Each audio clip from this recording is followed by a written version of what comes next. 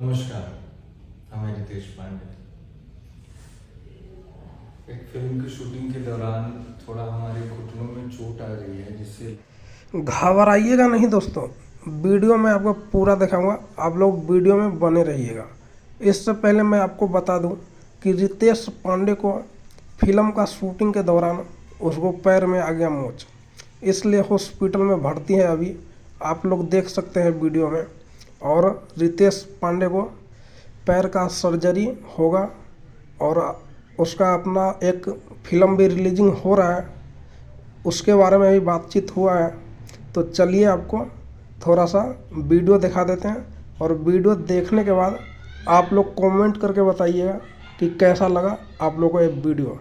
तो चलिए सीधा वीडियो पर चलते हैं। लिगामेंट वगैरह थोड़ा सा प्रॉब्लम हो गया है, तो कल सर्जरी है हमारी।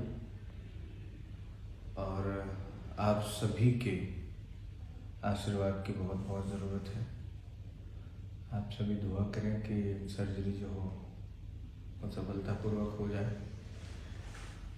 और 15 दिसंबर को हमारी फिल्म आ रही है आसरा। जैसा कि आपने सुना दोस्तों, उसका फिल्म रिलीजिंग हो रहा है 15 तारीख को, आस्था। तो आप लोग फिल्म को ढेर सारा प्यार और आशीर्वाद बनाइएगा और गाना को और फिल्म को सुपरहिट करने में मदद कीजिएगा। और लीजिए थोड़ा सा वीडियो देखिए रितेश पांडे का।